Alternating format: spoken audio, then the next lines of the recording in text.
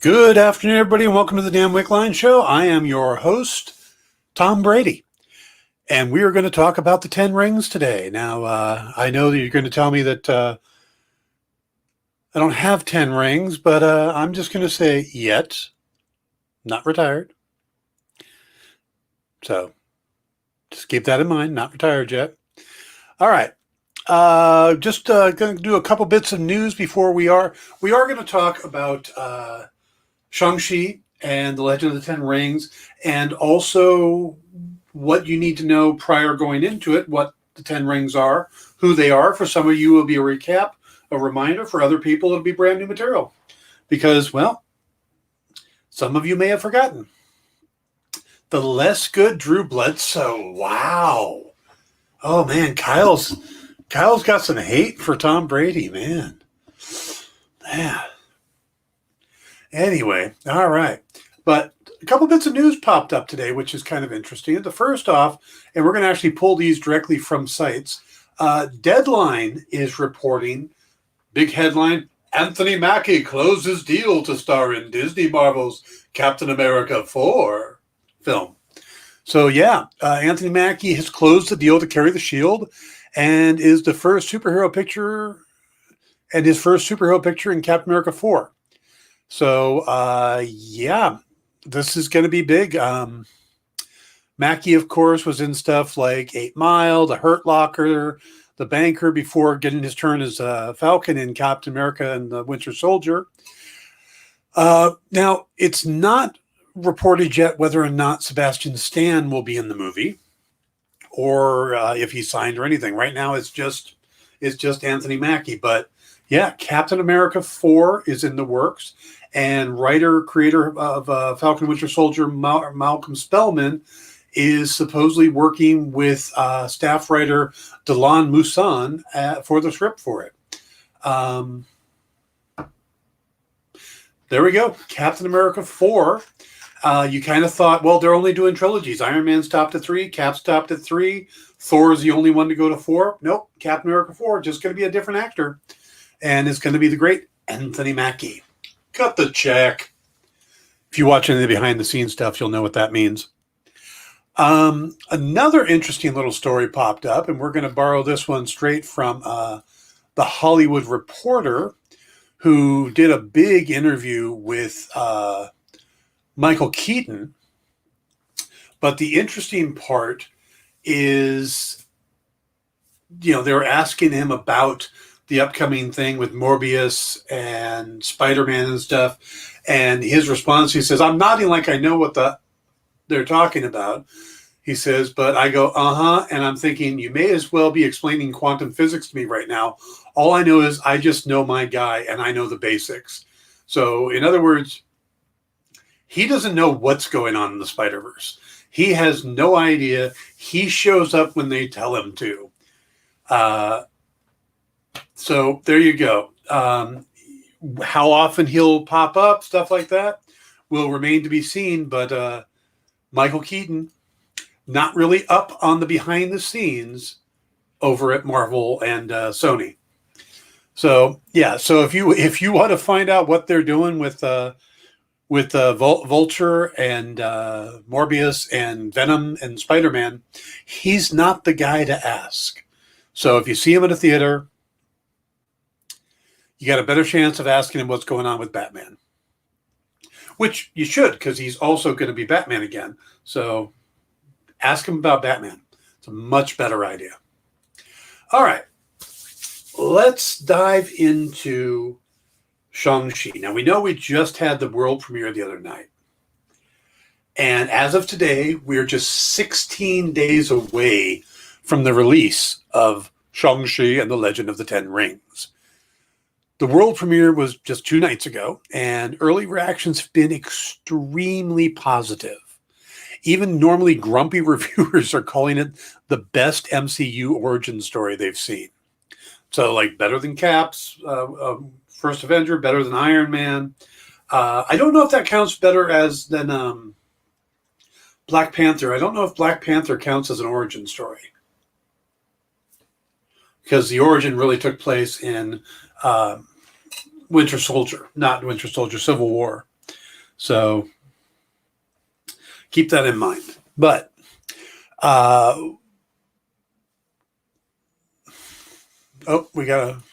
so I'll only be yelling about it for like 2 years. Probably, or you may actually like this one. I don't know. I wouldn't count on it, but you're kind of a grumpy guy. You're kind of the grumpy reviewer guy. I've heard some comparisons to Black Panther, if that's in that it's not only introducing us to the character, but also a new world in the MCU. You know, you've got this whole new setup. You look at the trailers, we see the mystical elements, you know, which we've had introduced in the past. I'm pretty sure this is the first time that we're actually going to get dragons, though. I don't think we've seen any dragons in the MCU. One YouTuber described it as 1 part mystical epic, 1 part Shakespearean drama, and 1 part martial arts film, which that's actually kind of a cool description. I like that. And I'm kind of excited to see what director Destin Daniel Cretton does with this character. I mean, he's been an interesting character. He's been around a long time, and I'm looking forward to seeing how they handle it. Plus, this really is Marvel's first martial arts film. You know, they've done just about everything else, or they've done all these other genres, heist films, sci-fi, war movies, spy thrillers. I mean, all this different stuff. This is their first chance to do an actual martial arts epic, and they're doing it kind of as a mix. They're doing some of the practical work. They're doing some of the wire work. They brought in, I can't think of his name off the top of my head, but the stunt coordinator, action director for that worked with Jackie Chan, who recently passed away. Kevin Feige called him out on, kind of gave him a shout out on the red carpet the other night. I should look up his name though. I'll do that I'll do that on the break. Now the film has a mix of newer and well-known Asian actors, led by Kim Convenience star Simu Liu. Now, when the movie was announced, that they were going to do it, Simu tweeted out, "Hey, Marvel, we should talk." But according to studio president Kevin Feige, Liu was already in consideration before anyone saw the social media post. So, now the 31-year-old actor was born in Harbin, China, and immigrated to Ontario, Canada at the age of 5.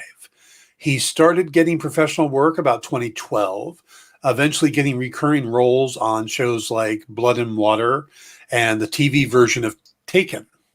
He also guest starred on series like The Expanse, Bad Blood, and Fresh Off the Boat. His 5-season run on Kim Convenience ended recently when the creators of the series decided to end it without giving the cast any warning. Now, this caused quite a bit of controversy. I know both the cast was rather upset by it because they thought they were coming back for a season 6, but suddenly just to say, "Oh no, we're done." But I think he'll do fine after his turn in the MCU, as well as his Kim Convenience co-star Paul Sun-Hyung Lee, who has kind of been popping up in the Star Wars universe as Captain Carson Tevye. If you're watching The Mandalorian, he's had more than one scene. He's been in a couple episodes. So that's a character I think they plan on doing more with. Now, the film also stars comedian and actor Awkwafina, Asian film legends Tony Leung and Michelle Yeoh, and returning MCU actors Tim Roth, Benedict Wong, and the one we just learned about this week because he showed up at the premiere. And when he showed up, they went, "Wait, are you in this?" And he's like, "Yes, I am." Sir Ben Kingsley. Now, Roth, of course, is reprising his role as Emil Blonsky, or the Abomination. And we haven't seen him since, 2008's The Incredible Hulk. But it's a role he's going to be playing again in the upcoming She-Hulk series. He was already announced for that by Kevin Feige back last December when they announced She-Hulk. So we knew he was coming back to the MCU. We didn't realize, though, that he was going to be coming back even earlier. And, of course, in the scene that we see him in the trailer, he's fighting Wong. So well, Wong as in Wong from Doctor Strange, not Benedict Wong, who plays Wong. Benedict Wong plays Wong. That's just, yeah. So Wong is donning the robes of Wong, the mystical partner and Karmatage librarian from the Doctor Strange movies. We last saw him in Avengers Endgame. He popped up in Infinity War and, of course, the original Doctor Strange movie. He was the guy that was helping Doctor Strange bring all the characters together. He goes, is that everybody? And he's like, you wanted more? That was Wong. So if you haven't seen Doctor Strange, you might not know that character that well. But if you haven't seen Doctor Strange, go see Doctor Strange. It's on Disney Plus. It's a good movie. It's one of my favorite MCU movies. I'm sure Kyle will disagree with me because Kyle dates everything. But yeah. Now, Kingsley, on the other hand, is the really interesting one. He's going to be taking another turn as stage actor and pretend terrorist Trevor Slattery, who we met as the pawn of Aldrich Killian in Iron Man 3. Now, we're going to get more to that in just a couple minutes, but there's a lot of ramifications to that. Now, we know Awkwafina is playing Shang-Chi's best friend, Katie, who is supposed to have nothing to do with his secret life. So, he's the whole Mandarin Ten Ring thing is over here. Katie's over here stealing cars from the valet and driving buses and stuff. Very separate. Now, Michelle Yeoh is playing Ying Nan, who we know very little about so far. That she's somehow connected to maybe the Great Protector, to Shang-Chi's mother. Really just don't know that much about her. Now, Leung, on the other hand, is playing, his character's name is Wen Wu, and he's the head of a global terrorist organization. But of course, there's another name, and we're going to get to that because that is kind of what this whole thing is going to be about. But just to round out the cast, there's also Mengir Zhang, who plays Shang-Chi's sister, or half-sister, not sure which, Tsai Ling. There's Fala Chen, who plays Jiang Li, who I believe is going to be Shang-Chi's mother. She pretty much called out the fact that she's playing Shang-Chi and Tsai Ling's mother when she was on the red carpet the other night. And Florian Montanou is playing the appropriate name to Razor Fist. Now, you've seen him in the trailer with the Razor Fist. Yeah, that would be him. And he works for Wenwu. Also, comedian Ronnie Ching is supposed to be in it, playing a character named John, but I don't think we've really seen him much in the credits. He might be someone who hangs out. If he's been in the trailers, then he's hanging out with Awkwafina and Shang-Chi when they're going about, but I don't know. I haven't really gotten a good look at him in the trailers. Now, there's one actor, Dallas Liu, who is set to appear, but his role has yet to be announced. Now, you'll probably know that name as he's currently cast as Prince Zuko, in the upcoming Avatar: The Last Airbender TV series. So, he's going to be around for a while doing these kind of stuff, but he pops up here first. And then, on the other hand, there's one more character that we haven't gotten the casting for yet, and that's the masked character of Death Dealer. So, could Dallas Liu be Death Dealer? I see in the trailer, I originally got the idea that Death Dealer was going to be a female. Just the build, the moving, the stuff like that. I honestly thought it was going to be Michelle Yeoh's character, that she was secretly training him or something. But yeah, I don't think now that that's how it's going to play out, especially since they just did that kind of bait and switch on the Taskmaster for Black Widow. So we'll have to see. But we have not seen who's cast as Death Dealer yet. And Death Dealer, of course, is an important part of the Ten Rings. So, all right. Now, the basic plot from what we've seen. I mean, there's a synopsis out there. It's not a very good synopsis. It doesn't say much, but it basically says Shang-Chi, the master of unarmed weaponry-based kung fu. Unarmed weaponry-based kung fu. That just seems like a contradiction. So Shang-Chi is the master of kung fu, is forced to confront his past after being drawn into the Ten Rings organization. That is literally all they say. You go out, you look out for the official synopsis, that's what you get. That's not much. Now, what we can tell from the trailers, that he was trained since he was a young boy to be the ultimate fighter and eventually take over his father's organization. And the Ten Rings of Power, which Wenwu uses to control his organization. And I love the fact that in the comics they're changed, because in the comics they're rings for your finger. In this, they're more like, there's a Southern Asian martial arts style, I used to know the name of it, that uses these kind of rings. But they're mainly used for training and fighting to get your arm strength, to get, harden your arms and stuff. But there are these iron rings in martial arts. So they're kind of that, but these change in size, they shift, they come on and off. They're pretty fascinating looking, and they all work together. So I think it's a real neat change. Plus, with the fact that the Infinity Stones were all kind of jewelry, I love the fact that they've changed the rings to this. So they're still rings, they're just a different kind of rings.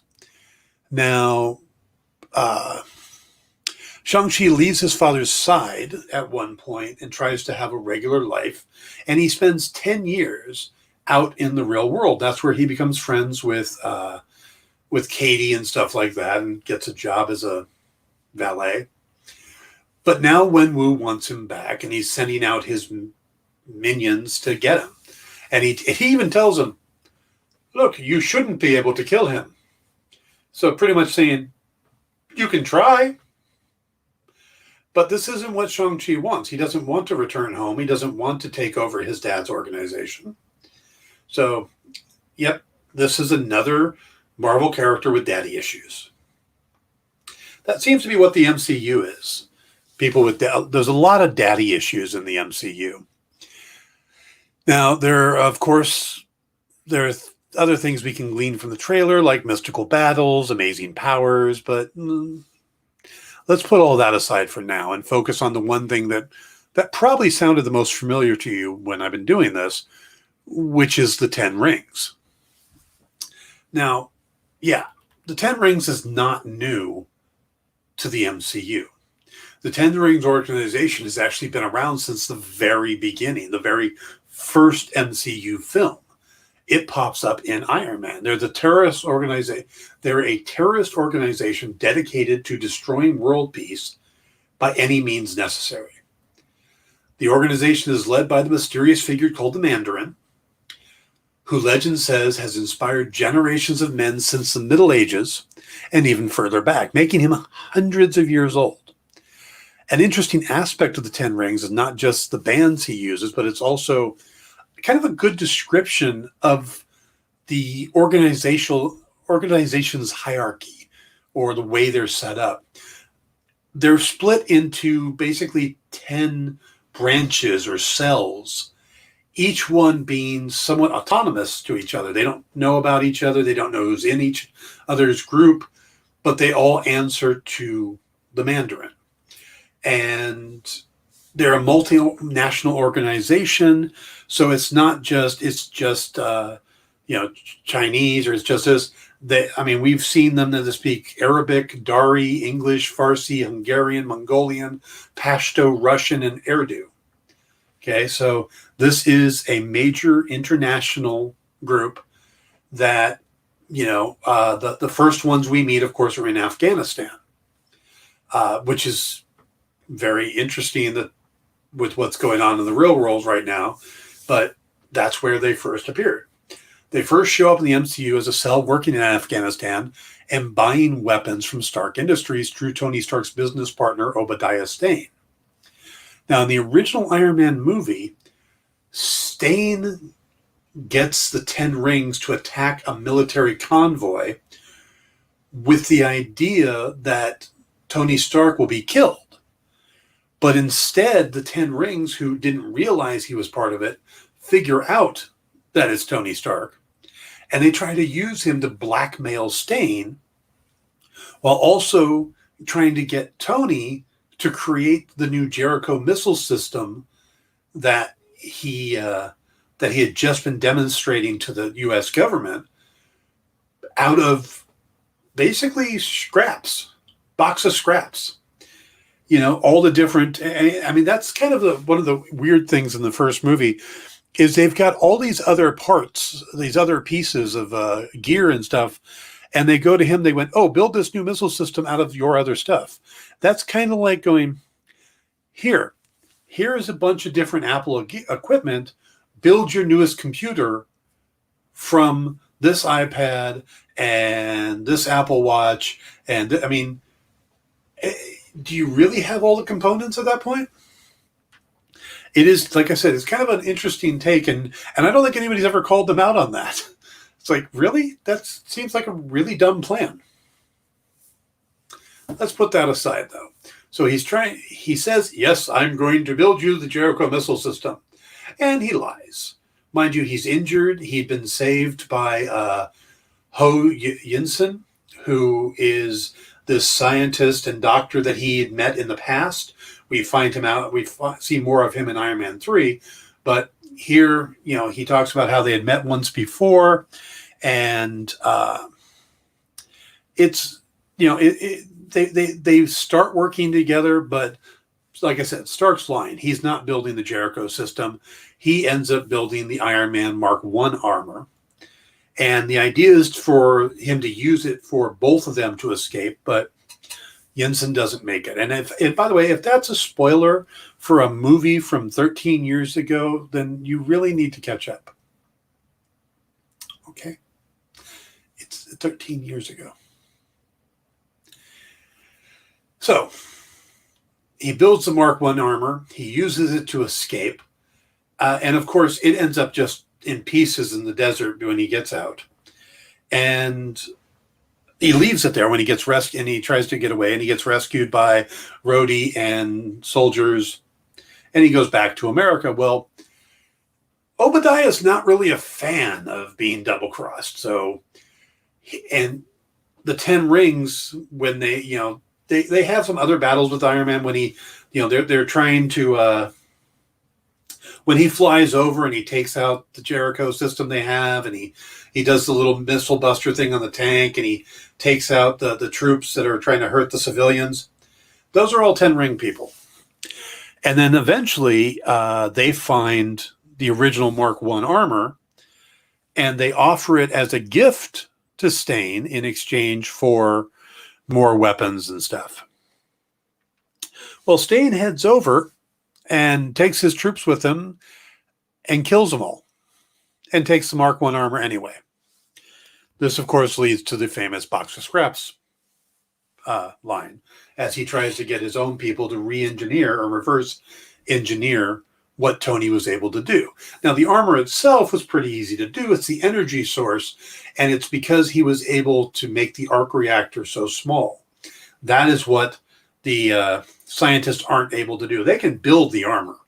Hell, we just saw in What If #1, the first episode of What If, that it was possible back in the 40s to build an armor like the Ironmonger. It's the power source that's the problem. And he ended up having to steal that from Tony instead of actually building it. So he comes back from Afghanistan with the Mark I suit. He's having people work on it. But he's killed all the people in the Ten Rings that were left behind. And then Pepper Potts, of course, finds the hostage video that they had sent him. And behind Tony, as he's being held hostage, is the symbol for the Ten Rings. So this was the big introduction of the Ten Rings. Now, we saw a couple people in the Ten Rings, but the big leader of that group in Afghanistan was Raza Hamidmi Al-Wazir, and he was played by Farhan Tahir. Let's see. What you talking about, Dan Wickline Show topic. Today's topic, we are talking about the Legend of the Shang-Chi and the Legend of the Ten Rings. We're doing the history of the Ten Rings and where it comes from in the comics, what we've seen so far in the MCU, and what we're going to expect going forward. Should I play the thing? Should I play the thing?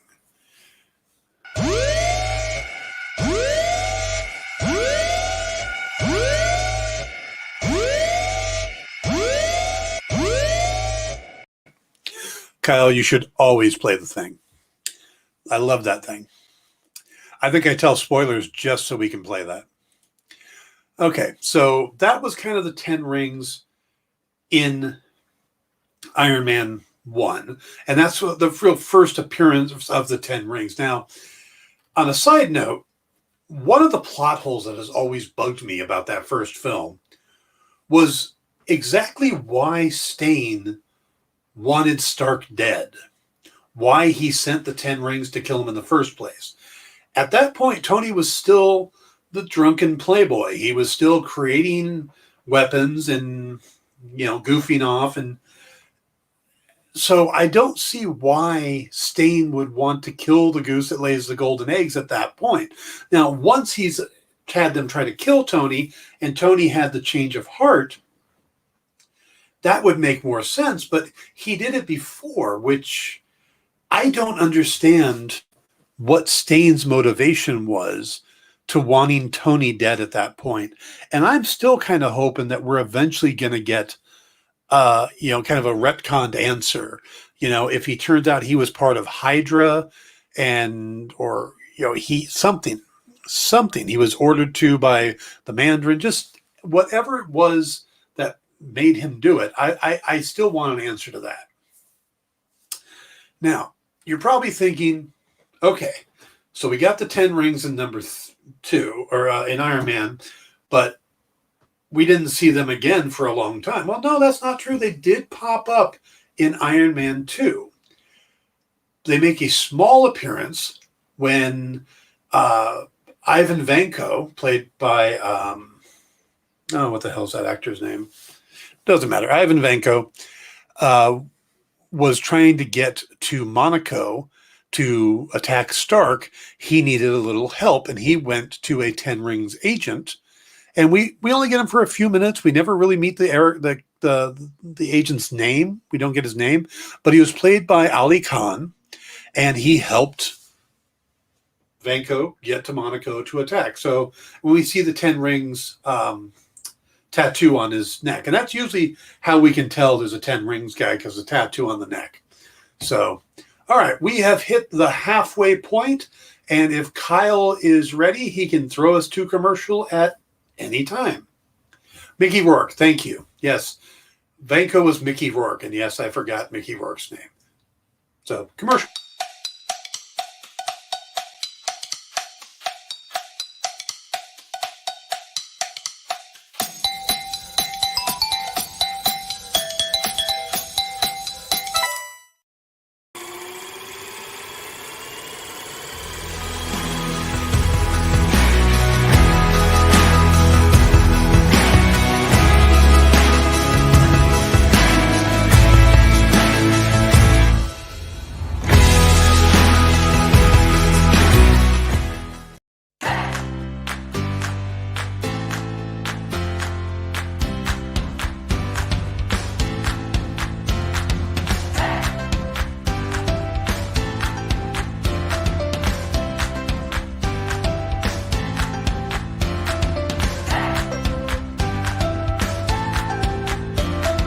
There's something for every imagination at your local comic shop. Visit ComicShopLocator.com to find a store near you.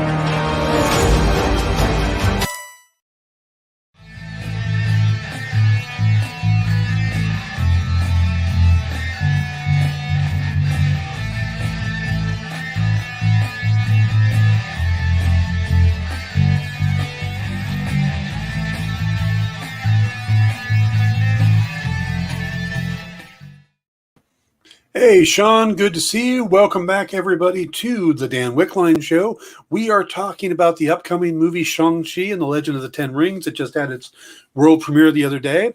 And we're going kind of deep into the Ten Rings, which is really the only MCU history that we have to work from for this upcoming movie. Now, I did bring something up earlier that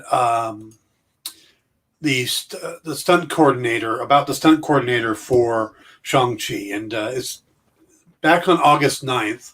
This was what said Bradley James Allen, the influential Australian stuntman, stunt coordinator, and actor who was a longtime member of Jackie Chan's team, and who was most recently was the supervising stunt coordinator and second unit director of Marvel's Shang-Chi and the Legend of the Ten Rings, has died. Now that's from Deadline. And Chan announced his death on the website, saying only that he had passed away from illness. So I don't know if we actually got too much into what happened, but yeah, he was the stunt coordinator. Kevin Feige gave him a shout out on the red carpet, and yeah, you could see Feige was very upset by it, and that he was really looking forward to working with this guy because this was the first time they'd worked with him, and he could see doing many more films like this. So, my condolences to Bradley. My condolences to Bradley James Allen's family, friends, and fans. So, all right. Back to what we're talking about. Sean says, I always, the MCU film is not, this is the MCU film I'm most excited for, partly because I grew up loving the 80s and 90s martial arts film. And yeah, I agree. All the way back to Crouching Tiger, Hidden Dragon, The Raid, Raid 2. I mean, just most of anything Jackie Chan did. Jet Li, all that stuff. It's some great. So it's going to be neat to see that coming into the MCU. Now, where we left off was this kind of so where we left off is the big misstep. You know, this is what most people consider Marvel's big misstep has to be the way they handled the Mandarin in Iron Man 3. Now, the Mandarin may be Iron Man's biggest foe in the comics. He was created in 1964 by Stan Lee and Don Heck in the pages of Tales of Suspense number 50, less than a year after Iron Man himself was created. Iron Man, of course, debuted in Tales of Suspense number 39. Now, the character had 10 rings of power that he got from an alien race of dragon-like creatures, and how much they're going to keep that origin, where it's going to change, that we're going to have to wait and find out. But in the comics, each ring had a different type of power. One was a flame ring, one was an ice ring, one was called a blackout ring. I think one was an invisibility ring. They all had those kind of unique powers. And they kind of let Mandarin just take over. You know, he was all powerful. There really wasn't anybody on that power level, and he'd already been rich. He was a descendant of Genghis Khan. He was the son of an English noblewoman, and you know they kind of made him to be the Asian counterpart of Tony Stark. Instead of Iron Man's suit, he got these mystical rings. So it was technology versus mysticism, but with a sci-fi background because these rings came from aliens. I don't know what they were smoking in the Marvel offices in the 60s, but it sounded like it was some really good stuff. So the Mandarin would pop up and take on other heroes like the Hulk and Thor and Captain America. But most of the time, it was Iron Man. His hatred was for Tony Stark and all that he stood for. And the character has been popping up on and off for 57 years since. Now, the name, though, the Chinese market doesn't like the name the Mandarin. Partly because of ties to other characters, but they've been dancing around it since Iron Man 1. There was initially the plans were to have the Mandarin be in the first Iron Man movie, but they eventually dropped that in favor of Stain. And then it wasn't until Iron Man 3 that director Shane Black came in and said, okay, I've got a way I want to do this.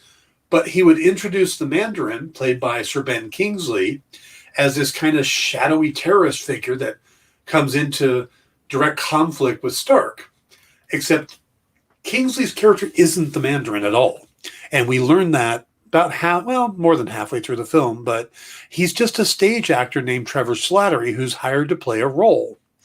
And he's working for Aldrich Killian, who's played by Guy Pearce. And, the whole thing is that Killian wants to use the legend. Because at this point, Killian thinks that the Mandarin is kind of like an urban legend. And he wants to use that to cover his actions for his new extremist program. And eventually his plan is to kidnap President Ellis and replace him with a new president, who the current vice president, whom Killian controls, and who needs the extremist program for his own daughter. Now, in the final battle with Iron Man, Killian eventually admits that he's kind of made up the whole thing, that there really isn't a Mandarin. If anything, he's the Mandarin. And the reaction to that bait and switch wasn't, to describe it as mixed at best would be kind of a nice thing. I mean, it was not a well-received thing. And the majority of fans hated the results. And while never coming out and saying it, it does seem like Marvel wanted to fix it pretty quickly. And the first thing they did, of course, was All Hail the King. They did the Marvel one-shot All Hail the King. And what happens there is that after Killian's defeat, this actor, Trevor Slattery, ends up in Seagate Prison. And if you're familiar with the name Seagate, that's where Luke Cage gets his powers. Around the same time that he's in there, there's another Iron Man villain, Justin Hammer from Iron Man 2. So we see both of them in Seagate. And there's this documentarian named Jackson Norris, played by Scoot McNairy.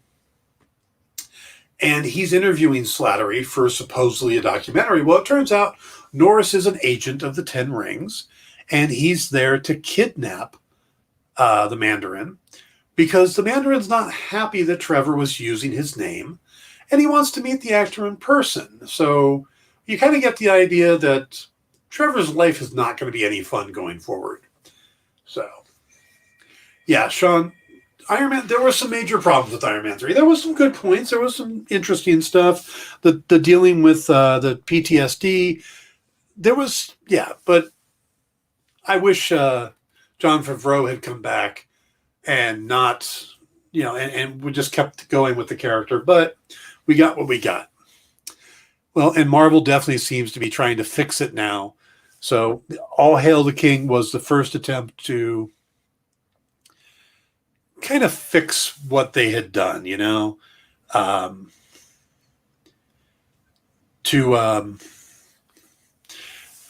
put the Mandarin back on the table at least. Now, we've gotten some other sightings of the Ten Rings. They pop up in the first Ant-Man movie when Darren Cross is trying to sell the Yellow Jacket suit. There's a Ten Rings agent there played by Rod Hallett. And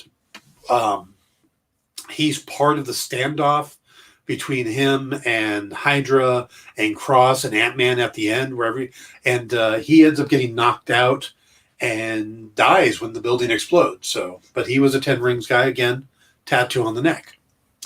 There was another appearance of a Ten Rings guy, but it's not considered canon at this point because he pops up in the Daredevil series over on Netflix. And this was Russian mobster Vladimir Ranshakov, played by Nikolai Nikolaev.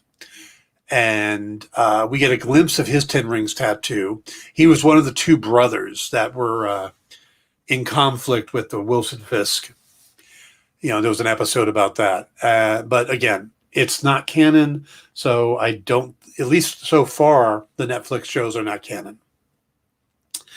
So we'll have to see if that changes. But until now, this is an unofficial sighting of the Ten Rings. Now, in the upcoming film, it looks like we're going to not only get the origin story of Wen Wu, aka the Mandarin, but get an idea of where the Ten Rings come from. The interesting thing is the Mandarin is not Shang-Chi's father in the comics. So he's the father here, but he's not in the comics. And this is a lot of what the problem comes from. See, originally when Marvel wanted to do a martial arts comic in the 70s, they tried and failed to get the license to do a comic based off the Kung Fu television series. That which had just come out. That was put together by Bruce Lee, but it starred David Carradine. And it was very popular in the 70s. And it was kind of the lead of all that, the martial arts boom in that era. And Marvel wanted to do a character or a comic based on it. They failed to get the license. So they said, to hell with it. We're going to do our own series. And we'll call him the Master of Kung Fu, since we can't just call the show Kung Fu or the comic Kung Fu. Well, and that's where Shang-Chi came from. But about the same time, they had gotten the license to a pulp character named Fu Manchu. And Fu Manchu was created by Sax Rohmer in 1913 and had become a somewhat popular pulp character. Well, he's a problematic character at best. And they made him Shang-Chi's father. So this whole thing about in the movie where Shang-Chi is trying to get away from the Mandarin and doesn't want to be part of the Ten Rings, that's from the comics, but in the comics, it's Fu Manchu. And Shang-Chi first appeared in Special Marvel Edition number 15 in December of 1973. And this was by Steve Englehart and Jim Starlin. Now, you're probably familiar with Jim Starlin if you're an MCU fan, as the creator of Thanos and Drax and a bunch of those characters. So pulling from Jim Starlin work is pretty common for the MCU. Now, since then, Marvel lost the rights to Fu Manchu, which I don't know if they necessarily even tried to re-get it. And the character has completely been recognized as a severely racist stereotype known as yellow peril. And since then, Marvel's been kind of downplaying the connection. And now with the movie, they're completely replacing him in films by replacing him with the Mandarin. But you'll notice that the name the Mandarin doesn't appear to be in hardly any of the marketing. Instead, they're referring to Liang's character as Wen Wu. Well, this, of course, is because of China. While they hated the character Fu Manchu, they don't see a real difference with the Mandarin because both characters emerged because of the discriminating stereotype. They're both considered an example of yellow peril. And the quote from one of the Chinese writers in reference to this, it says, both characters emerged because of discrimination and stereotyping of the Chinese populations in the past. This means that Marvel has to be very careful with how it constructs this villain in the films. He can't be your typical mustache twirler like we got in Black Widow. I mean, the villains in Black Widow were two-dimensional, flat, and horrible. If they do that here, this movie's not going to play well over in China, and it could even end up getting banned. So Marvel's going to have to be real careful. But people are seeing the film, we're getting the early reactions, and no one is talking about that. No one's complaining about that. Again, somebody referred to it as kind of a Shakespearean drama. So there's a good chance that maybe they've handled it well. I'm hoping, because it could be a pretty big problem if they don't nail it. So, but yeah, that's probably why they're shying away from even mentioning the name the Mandarin, because like I said, the Chinese see the Mandarin and Fu Manchu as similar. So even though they're making the change, they're not getting away from it completely. They're still going to have the Mandarin in this, and we're still going to, they're going to have to deal with the name. If not, why would Trevor Slattery be in it at all? So the fact that Trevor Slattery's character, or the character of Trevor Slattery, is going to appear means that they are going to address the whole Mandarin thing, the name of the Mandarin, but they're going to have to do it in a very, very cautious way, or they could lose one of the big markets out there. Now, Shang-Chi and the Legend of the Ten Ring opens in theaters on September 3rd, and every indication is that the theatrical, it's going to be a theatrical release only. There was some talk about maybe doing a day and date, and then Bob Chapek came out and said no. And Bob Chapek is the new head of Disney, the new Disney CEO. He replaced Bob Iger. And he came out and said, nope, we are doing this as a theatrical release only, and it's an experiment to see how it does with only a 45-day window. And, of course, that caused a big hoo-ha because Simu Liu we're not an experiment. We're, he took offense to that, and rightfully so. I think but Bob Chapek so far has proven to be less than graceful when it comes to dealing with issues. So someone needs to help him out a little bit. But that means that with the 45-day exclusive being shrunk down, this might end up on Disney Plus and video on demand earlier. So it'll allow it to be released earlier than that. Sean says, I feel like they should approach it and tell Trevor the name is an insult and go from there. That seems like a solid way. That's possible. But they did set it up that he wanted his name back. So I don't know. I honestly don't know if the name the Mandarin is racist or if the character is considered racist because of his origins, the Yellow Peril origins.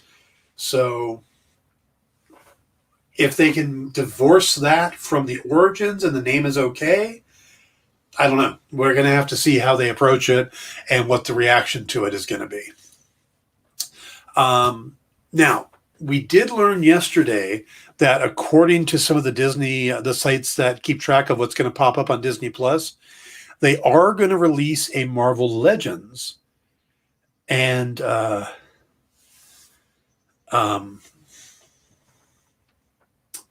it's going to come out on September 1st. Now, again, the only thing from the MCU they could do a Marvel Legends on would be the Ten Rings. So it may just cover in 7 minutes what I just covered here in 45. So you guys can tell me which one you think did a better job. But they have pictures and clips, and I don't have clips. I should get some clips. Those would be cool. Now, since the series is known for, like I said, since it's a recap series, but I think it's safe to say that it's going to focus on the Ten Rings. Now, that's pretty much the material I've got for the Ten Rings. I'm really looking forward to this movie. I'm excited. I'm even more excited seeing these reactions from all these internet people and all the people that went to the world premiere, because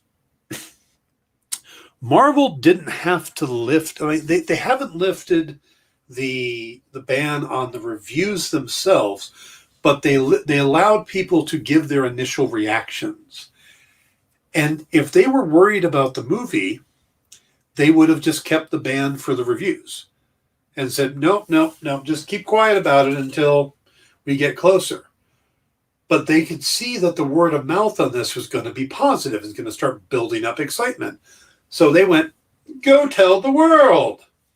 And that's what people are doing. So when a theater when a studio lets people who've seen it early go out and tell people whether they like the film or not, or if they're excited about it, that's a good sign.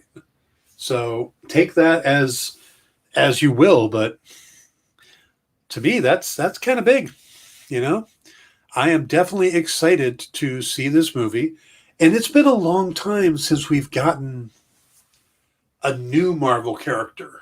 I mean, I can't even think. Was Captain Marvel the last new one? That's the only thing I can think of is Captain Marvel. Everything else has been a sequel to this or a sequel to that. Maybe Doctor Strange before that. So it's been a long time. Black Panther. It's been a long time since we've had a brand new Marvel property, new characters, a new corner of the Marvel universe to learn about. I'm excited that this is a different type of Marvel universe or Marvel movie. So yeah, I am all in for this. I know there's some preview showings. I think it's going to air it. It's going to show at CinemaCon next week. If Marvel wants to send me a screener, happily watch it and tell all the people what I think of it. And, so yeah, we need to make that happen. But all right, guys, that is my thoughts and my recap on the 10 Rings. It's going to be interesting to see how they dance around the Mandarin, how they try to deal with the Trevor thing. By the way, there are 2 end credit scenes. Now, I thought for a minute that maybe they would do the Trevor Slattery thing in an end credit scene just as a throwaway. Somebody's walking through one of the jail cells or whatever, and there's Trevor sitting there watching like football on a screen in a cell. Would have been a funny way to handle it. But from what I understand, both of the end credit scenes are important. Both of them move the MCU forward. The second one is at the halfway point, and that's the lesser of the 2. The end credit scene is supposed to be the big one. And I have some guesses of what they could be. But I don't know. I don't have an answer. I don't think now is the time to start speculating on that. Let's let the movie come out and then we can talk about what they are. But the Abomination's in the movie. And Wong's in the movie. And Benedict Wong said on the red carpet that he has a few scenes, but he hasn't seen the whole script. So the fact that he's got a few scenes means that he's in more than just getting his butt kicked by the Abomination. So maybe there's a tie-in that Wong sees him again. Maybe there's the Abomination. We find out what's going to happen to him and how he moves forward. Either way, let's see the movie. Then we'll talk about the end credit scenes. And that's it, folks. Stick around. We got some great shows tonight.